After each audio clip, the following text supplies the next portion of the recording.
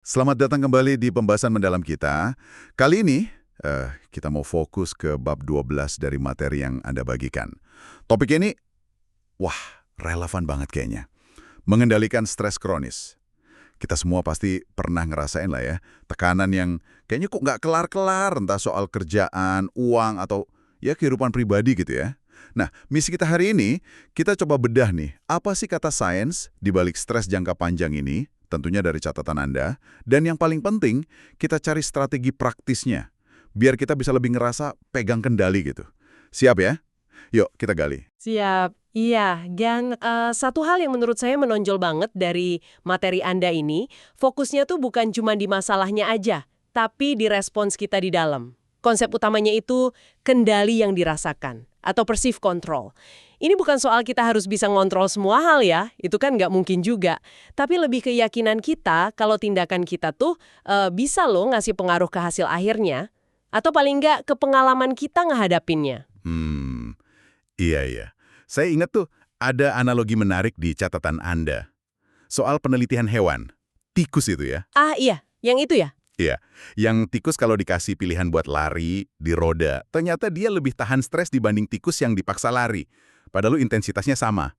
Itu gimana tuh penjelasannya? Nah, itu ilustrasi yang bagus banget sih soal betapa kuatnya rasa otonomi atau pilihan. Jadi, hewan yang katakanlah dipaksa olahraga kayak di studi yang Anda kasih itu, hormon stresnya malah naik, bahkan bisa ada kerusakan jaringan.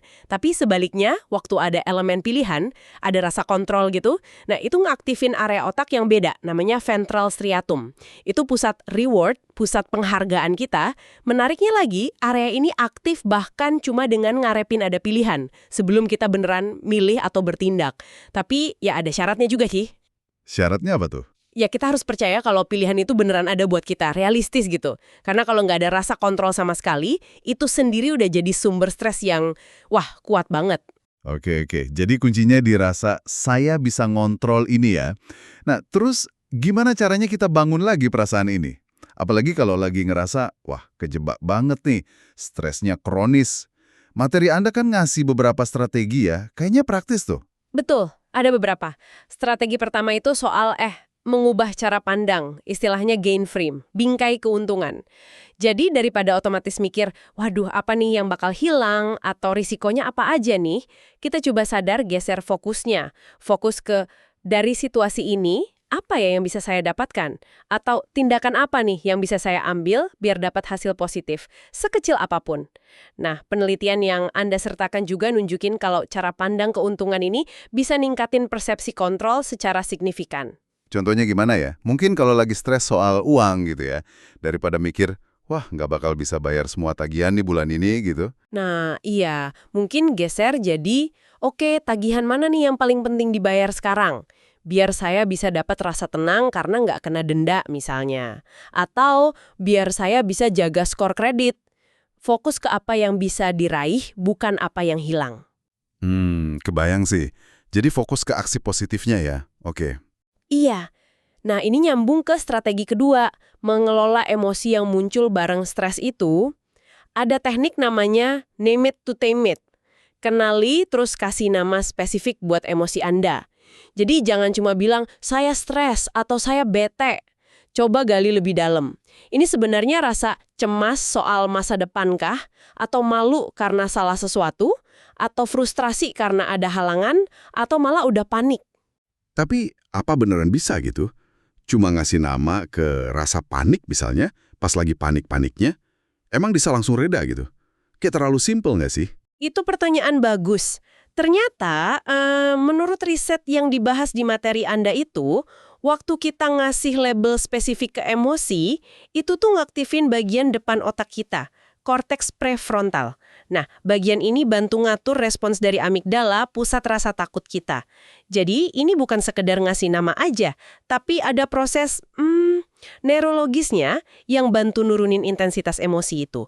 Ngasih kita sedikit jarak pandang. Yang ujung-ujungnya, ya ningkatin rasa kontrol atas perasaan kita sendiri. Bahkan ada aplikasi kayak How We Feel gitu ya, yang disebut di materi, yang bisa bantu kita ngelatih ini. Wah, menarik banget. Jadi bukan ditekan ya emosinya, tapi dipahami lebih jernih. Oke, nah Terus strategi ketiga, ini kayaknya lebih ke biologis gitu ya? Iya, yang ketiga ini fokusnya ke ngaktifin area otak tertentu yang penting banget buat ketahanan kegigihan, namanya ventromedial prefrontal cortex, VMPFC. Anggap aja VMPFC ini kayak pusat kendali ketahanan di otak kita. Area yang nyala pas kita mikir, oke, ini susah, tapi kayaknya saya bisa deh ngadepinnya. Nah, ada dua cara praktis dari sumber Anda buat nyalain area ini. Pertama, pakai pernafasan lambat fisiologis. Polanya spesifik nih, tarik nafas 5 detik, tahan 2 detik, terus hembuskan pelan-pelan 7 detik. Lakuin ini kira-kira 2 menit aja. 5-2-7 ya? Oke. Iya, ini bukan sekedar relaksasi biasa loh. Pola nafas ini udah terbukti secara langsung ningkatin heart rate variability atau HRV, variabilitas detak jantung. HRV yang lebih tinggi ini, kayak dijelasin di catatan Anda, itu nyambung banget sama aktivitas VMPFC yang ningkat. Jadi kayak ngasih boost mental cepet buat ngadepin stresor. Lalu cara kedua? Cara kedua, tingkatkan mood sementara.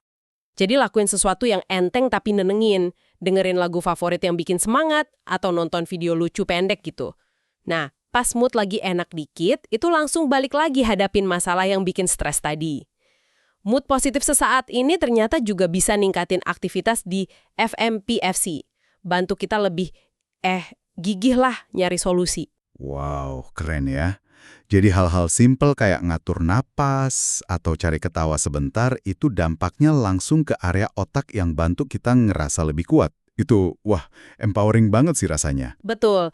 Dan ada tambahan menarik lagi. Salah satu bacaan Anda kan nyinggung juga ya soal gimana persepsi kontrol ini bisa berubah seiring usia. Oh iya, bener. Ada kecenderungan nurun katanya pas usia lanjut. Mungkin karena perubahan kesehatan, status sosial gitu-gitu. Tapi ini bukan berarti pasti begitu. Ada strateginya juga buat jaga itu. Kayak tetap fokus ke tujuan positif yang pengen dicapai, balik lagi ke gain frame tadi kan, terus jaga hubungan sosial yang aktif, sama ikut kegiatan sukarela. Itu katanya efektif buat ngebantu pertahanin rasa kendali pas udah usia senja. Oke, jadi kalau kita rangkum nih ya, inti dari materi Anda soal ngadepin stres kronis ini, sebenarnya bukan cuma soal ngilangin sumber stresnya ya, karena itu kan sering di luar kendali kita juga. Tapi lebih ke gimana kita bangun lagi, kita perkuat lagi rasa kendali internal kita pas ngadepinnya. Ini soal ngubah respons kita dari dalam, gitu ya? Iya, tepat sekali. Ini bukan perbaikan instan ya, tapi lebih kayak latihan buat otak kita. Latihan terus-menerus biar lebih tangguh, lebih fleksibel, membangun kembali kendali yang dirasakan itu. Fondasinya lah buat mengubah pengalaman stres kronis dari yang tadinya mungkin bikin lumpuh jadi tantangan yang bisa dihadapi dan dikelola. Sip. Nah, sebagai penutup nih, ada satu pemikiran buat Anda bawa pulang, buat direnungkan. Coba dipikirin, di satu area kehidupan Anda sekarang, sekecil apapun itu, di mana ya Anda bisa mulai secara sadar nih, nerapin cara pandang apa yang bisa saya dapatkan, daripada kejebak mikirin apa yang bisa hilang? Coba cari satu hal aja buat hari ini. Sampai jumpa di pembahasan kita berikutnya ya.